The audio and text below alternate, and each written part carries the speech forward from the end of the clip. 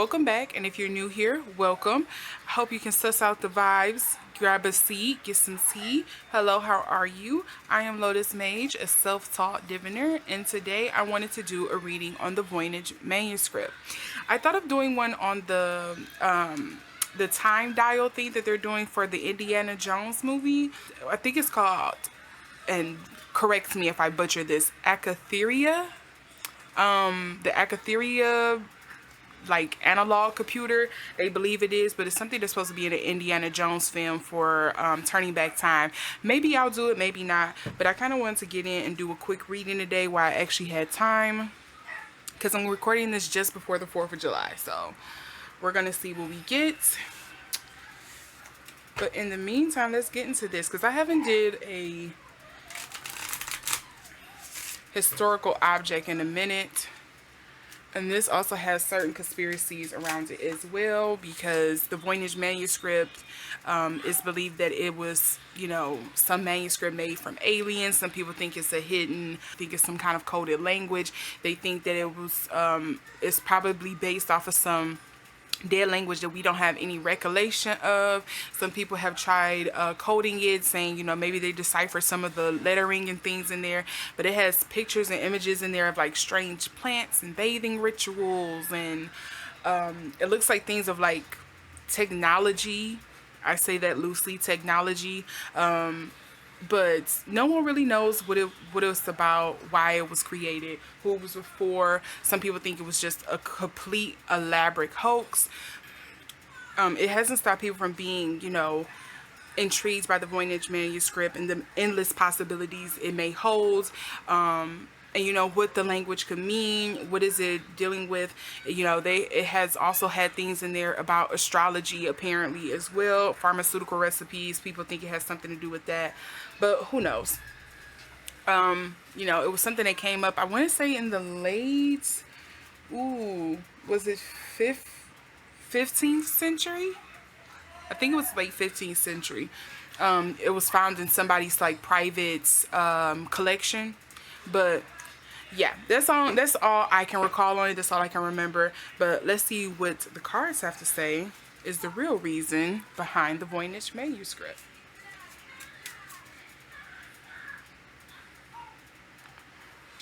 I should.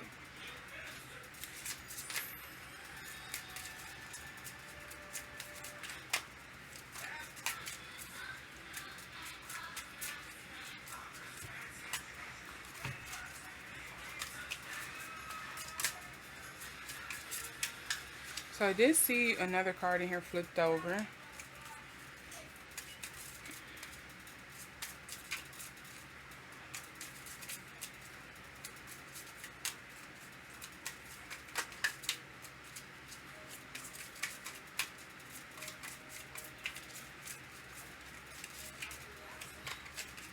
Okay, did you also want to come out?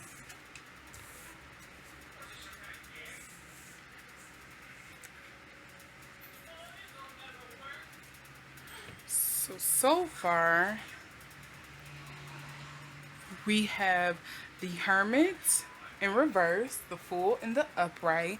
We also have the Hierophant in reverse and the Ace of Pentacles in the upright.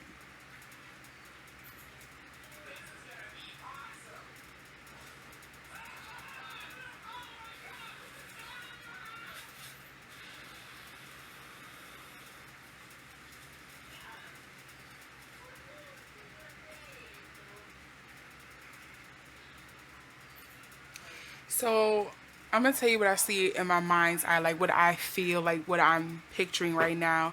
I'm thinking this was somebody who was kind of like a young, let's say an intern, a mentee, probably what we would call them now. I don't know the real terminology for this, but say like you're an intern or a mentee at the Vatican, for example. Say you were like a mentor, or you know, somebody coming up like acolyte, at the Vatican, like the actual church, like working in their library, and you know, you're kind of being punished for something that you did, or for challenging the beliefs, the Catholic beliefs and whatnot. And so, in terms of you challenging the beliefs and the status quo of the Catholic religion, you are therefore being punished by writing from a collection of texts or from a previous prior book or something like that. And so in doing so, you do the work, you translate, you transcribe this, you write out the scripts and everything like that. But you kind of are also doodling on the side of the pictures of what you're of the the lesson, the punishment that you're doing. You're transcribing this book, rewriting it over because maybe it's the old book was falling apart, and so now you're transcribing it, but you may not be doing it in the most legible writing. You may not be putting everything in there as you're supposed to because you're not giving much care to it, but you're also doodling like in the corners of it. That's kind of like what I see in my mind's eye. That's what I feel that this is. But I do also think that the Voynitch manuscript is based off of something prior, something previous, if that makes sense. I feel like it is something, I feel like it's like a copy. It's a handmade copy of something prior, but I think someone didn't take the utmost care with it. I do think it was a book, a copy of a book that dealt so more with the soul, or how can I put it, or kind of like on par with the Kama Sutra.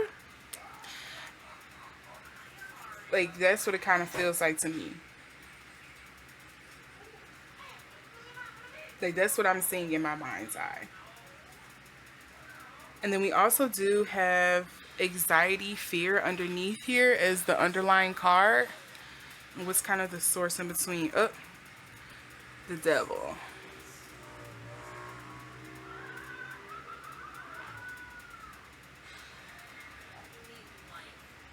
And notice that the devil does have sexuality, and it also has secrecy in it. I don't know if you can kind of see that, or if it pops up in reverse on your end. But the Nine of Swords has mental anguish, remorse, kind of like going into that thing of me saying, like some accolade was being punished for going against the grain. Like, that's what I'm picturing in my mind's eye.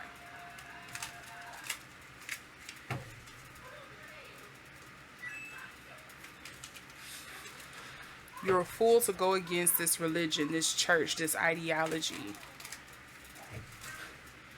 Can I get more clarity on how and why the Voynitch Manuscript was created? How and why was the Voynitch Manuscript created? How did it come to be? How and why did the Voynitch Manuscript come to be?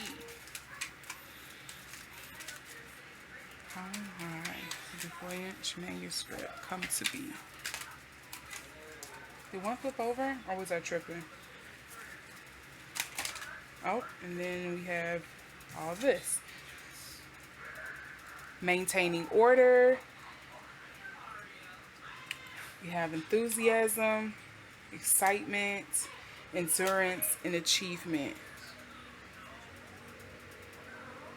So was this somebody's book that kind of was like revered? They was afraid of it going missing or disappearing, the knowledge not being known, forgotten. This also makes you think about the astrology pieces that they say that is mentioned in the book. This makes you think of Italy, because I believe they said it was part of a Italian philosophers collection before they left Italy or whatnot. But I know Italy had something to do with it. And we're still kind of getting like those religious kind of like pictures in this too. So it makes me think, yeah, there was something religious about it, or maybe it was something just like what they call it, sacrosanct. Something that was, held valuable. It was sacred. People revered it. But for whatever reason, I think a lot of the knowledge or the understanding around it has disappeared. Eccentricity. So I think it was probably a fringe belief, but a lot of it kind of feels like how we relegate or a large portion of us kind of relegate astrology. A lot of us feel like it's something sacred, it's something spiritual, it's something religious. You know, it's important to a lot of people, but it's still kind of like a fringe ideology. It's still kind of like a fringe subject.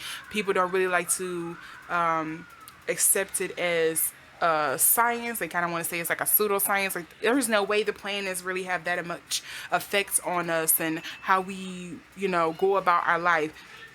Like whatever the information that the Voynitch Manuscript holds, it feels like it's something like that, which would be understandable because it does hold astrology in there. And then we also have something with seduction in reverse. There's definitely something here because we also have the root chakra, or they call it the sacral chakra. You know, dealing with love, your lust, your base chakra here. It deals with a lot of like red energy, sexual energy, lust. And then we also have escape. And if this doesn't seem like you're running away from religion, like there was something about the religion or the belief that the Voynitch Manuscript holds that kind of like diverges from what we tend to believe or what we tend to take as facts when it comes to science and things like that, like it challenges that. Yep, it was discriminated against. We have that also as the underlying card. I said it was probably something on the fringe. We also have extremism, principle of the matter, patience. Okay, let's see here. See if we're going to get... So these are something kind of dealing with archetypes. But we're going to see if this is going to kind of tell us what is kind of the energies of those who created it. So... let's see here.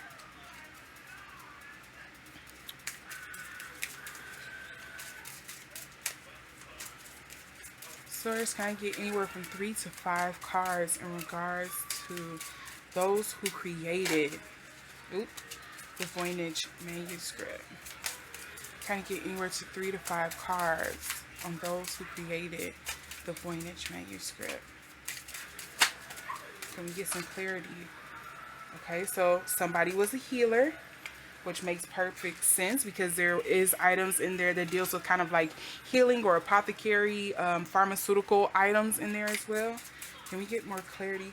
Notice we also have the pyramid in the background. Remember I said it feels like you were like an acolyte going against the beliefs of a certain religion. Like you was probably working in like a library of like the Vatican or something like that. Was it potentially a copy or original book from the Library Alexandria? And that's why a lot of it has been forgotten. Maybe that's why it's a language that is not able to be interpreted. We also have someone, a critic. The butterfly. What does the butterfly say? This is a new deck, so I don't know what all of them mean. So I have to just read it for transparency's sake. So it says the butterfly. Allow yourself to leave behind the past and what is no longer necessary so you can truly be the person you have worked hard to become. Can I get one more card on those or the person who created? I notice that all of these are women too. The visionary. It reads, developing habits and actions to help you turn your visions into reality will guide you on your path to ultimate success and happiness. The critic. Constructive criticism when asked for is a gift between friends, but perfectionism, over-analysis, and pickiness do more harm than good. And then we also have the healer. You and possibly someone you care about needs to be healed from the effects of past traumas before things can be resolved to your liking. And the underlying card here is we have the detective. So this was someone who was kind of like going against the grain of what was probably the common knowledge or belief of the times. I think it was someone who was critiquing the kind of like the norm, religious. Maybe it has something even doing with kind of like the healing of people, kind of just like the health. Like, again, we have the pyramids in the background. It could have been something dealing with like, hey, the way that we're eating this thing and that thing is not good, even though we've done it for years and it's kind of like culturally accepted. It's killing us, you know?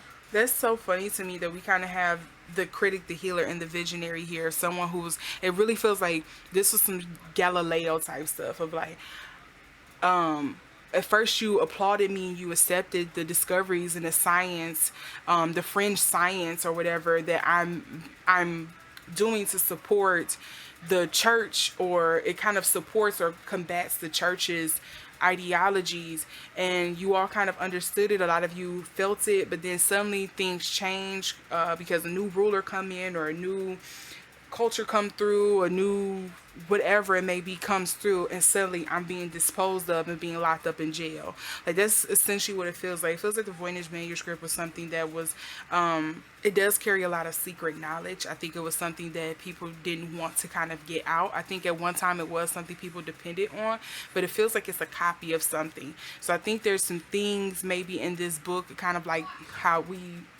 look at the Bible now. I think there's certain stories, parts that is kind of like left out, or that will be left out just because of like translation mistakes. Like, it doesn't just translate over easily. So yeah. And look how, you notice, I don't know if you can see that on the card here. You see how it's like eyes in the back? I wonder if this was something of like someone close to the creator or creators of this manuscript decided to change, to turn the tide on things. So it's like, nope, that's what we're not going to do. Yogini, I just want to point out that it does has a lotus on it. You know, lotus is like the plant of life. It's kind of like the source of life, the beginning of life, life guidance, you know, spiritual influence. That's why I love them. But yeah, I wonder if that also has something to do with it. It would have. It kind of feels like how people went about in the 70s and 60s about hippie people. Like, you guys are weird. And it's like, oh, but now here we come back around and we're like, oh, mushrooms are good, but we were, you know, criminalizing people for it, and everybody kind of wants to be the whole flower child now, the hippie. You know, we have rebranded it and stuff. So like, that's kind of like what this feels like. So I'm not sure exactly all of the secrets that the Voynitch Manuscript hold. Obviously, that's why I'm doing this reading. But I think it's pretty interesting that I got this from just like a few, pulling a few cards on this and seeing what we got. I'm interested to know what you believe about the Voynitch Manuscript. Obviously, you're here. You're someone who is like pretty interested in what this book is about, and what it may, and what secrets it may hold, what may be divulged from it, if anyone's to ever crack the code, essentially. So yeah, let me know what your theory is about the Voynitch Manuscript down below. Let me know if you resonate with this reading, and if you like this reading, give it a thumbs up. If you didn't, give it a thumbs down. In the meantime, I will see you all in the next one. Please subscribe and hit the notification bell so you know the next time I upload. You have a great one. Bye.